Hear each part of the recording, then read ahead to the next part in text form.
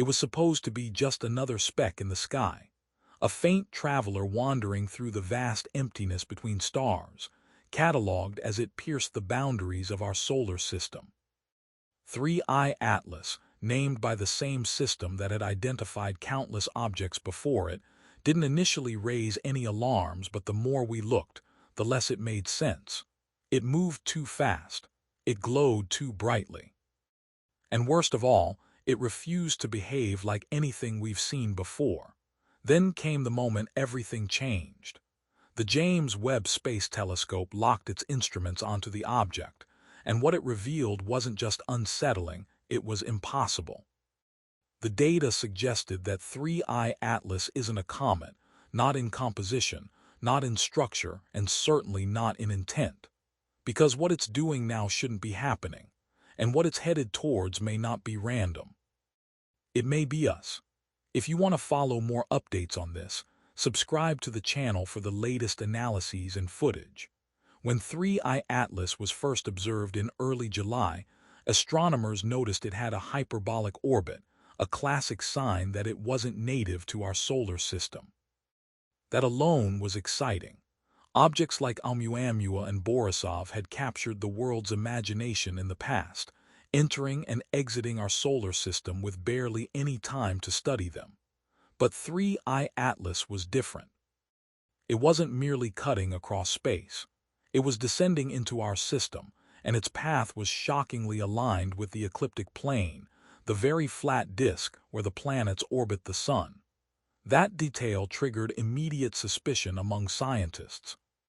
Interstellar objects shouldn't follow such an orderly route. They're supposed to arrive at wild, arbitrary angles, not glide effortlessly through the very zone where life on Earth was born. The probability of such an alignment by chance is vanishingly small. It's like throwing a dart across the galaxy and hitting the bull's on a moving target. Was this object just lucky, or was it aiming? But that wasn't the only anomaly.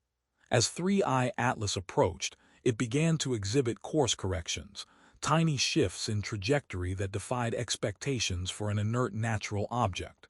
It would slow, then speed up. Its orientation subtly changed as if it were adjusting, as if it were scanning. The scientific community braced for impact. Metaphorically speaking, no one was ready to declare it artificial. Not yet. But the data whispered something uncomfortable. This object wasn't drifting blindly. It was arriving with purpose. When James Webb locked onto 3I Atlas, expectations were clear. It would behave like a comet, emit water vapor as it warmed, shed dust as it approached the sun. Instead, it did something else entirely. Webb's infrared instruments peeled back the haze of particles surrounding the object and found nothing familiar. The coma, that glowing tail typically made of sublimated ice and dust, was composed of highly reflective metallic fragments, possibly alloys. Some readings even suggested compounds that shouldn't exist outside of controlled laboratory environments, materials forged not by nature, but by engineering. More alarming still, the heat signature of 3I Atlas was uniform. It wasn't radiating in the erratic, uneven way natural bodies do. Instead, it emitted thermal readings consistent with active thermal regulation. It's as if the object was cooling itself. And when Webb scanned its surface under the near-infrared range, it didn't find a pockmarked irregular rock. It found geometry, smooth planes, right angles, a repeating pattern that looked, for lack of a better term, designed. Scientists scrambled to explain the data. Could it be a shattered fragment of a Dyson-like structure, a derelict probe from an extinct civilization? Or was it something new, a type of object we've never imagined, operating under physics we've yet to understand? Whatever it was, the label comet could no longer hold. This was no frozen ball of dust.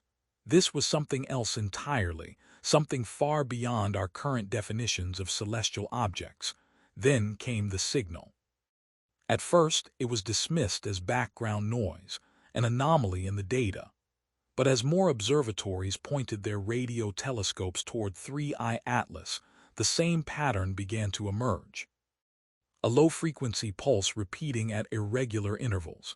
It didn't match any known cosmic sources, not pulsars, not quasars, not magnetars. Instead, it seemed localized, tied to the object itself.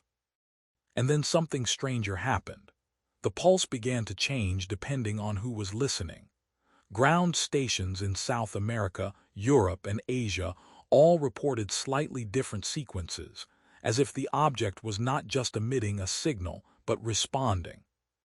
One set of readings even matched frequencies used in deep space telemetry, the kind we use to communicate with our own probes. Analysts fed the data into AI interpretation models, and what came back was cryptic bursts of structured logic that hinted at syntax, structure, intent. It was as if the object wasn't just speaking, but adapting its language, probing our machines, learning our patterns, modifying itself in real time. The Webb team then made the decision to halt public updates, triggering a wave of speculation that hasn't stopped since. Because if the object is emitting a signal and that signal is targeted, who is it targeting? As the scientific world struggled to keep pace with the revelations, the institutions responsible for safeguarding public information went dark. NASA scrubbed several public entries from its small-body database, including earlier orbital simulations. ESA issued a cryptic statement suggesting 3I Atlas posed no immediate threat, but avoided any mention of the Webb findings. FOIA requests filed by journalists were met with silence or heavily redacted responses. And then came the leaks. An internal NASA memo hinted that the object had been tracked longer than previously disclosed, perhaps even before its official discovery. Webb may not have been the first to observe it, just the first to reveal the truth.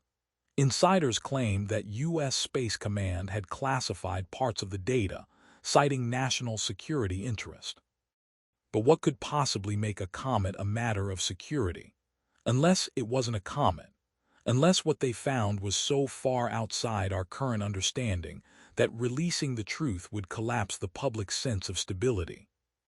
If 3I Atlas is artificial, then someone or something made it. And if it's here now, the question is no longer what is it, it's why now. As more data from 3I Atlas was quietly disseminated among a handful of academic institutions, one particular research group began to analyze the frequency modulation patterns in the signal, not from an astronomical standpoint, but a neurological one. Their findings were nothing short of disturbing. According to their internal report, portions of the signal resonate within the human alpha and theta brainwave ranges, frequencies associated with cognitive relaxation, intuition, and even dream states. It appeared inexplicably that the signal was not just broadcasting in the electromagnetic spectrum, but tuned to interact with the very biology of human thought. Some researchers began to speculate that the object may be deploying what they called a psychological imprint, not to communicate in the traditional sense, but to plant patterns of thought, seeds of concepts, abstract impressions, a kind of remote suggestion mechanism operating on a planetary scale. This could explain the reported surge of shared dreams among those working directly with the data, some of whom described vivid visions of impossible structures and landscapes made of light. Were these coincidences or a response? Was the signal just meant to inform or to transform? Meanwhile, a small team of engineers and data scientists at a private observatory in New Zealand made the decision to do something no government agency dared attempt. They responded using a focused array of high-gain antennas. They beamed back a simple binary sequence, prime numbers, followed by a Fibonacci chain, the most basic attempt at interstellar contact. What happened next was never officially confirmed, but satellite logs from nearby facilities showed that minutes after the transmission, the signal from 3I Atlas inverted its modulation. It didn't repeat its prior sequence. It changed. Some described it as a handshake, others as a warning, but most agree. The object registered our reply. Whether that reply was welcomed remains unclear. The team went silent shortly afterward. Their servers were seized under emergency telecommunications orders. Their lead engineer posted a single cryptic message before deleting all their accounts. We weren't supposed to answer. As the mystery deepened, a surprising source emerged. Ancient texts, not pseudoscientific ramblings or fringe theorists, but credible, peer-reviewed scholars who began to notice eerie similarities between the Three-Eye Atlas event and mythological accounts across multiple ancient cultures. From the celestial visitors in Sumerian cuneiform tablets to the burning chariots of Vedic scripture and even the sky serpents of the Nazca, there were recurring themes of objects from the stars that descend in silence, bearing unknown knowledge, shifting thought and belief wherever they pass. One comparative linguist noted that the number 3 encoded in the designation 3i features prominently in numerous sky god mythologies, often associated with judgment, change, or destruction. Coincidence? Or had we encountered this before and simply forgotten?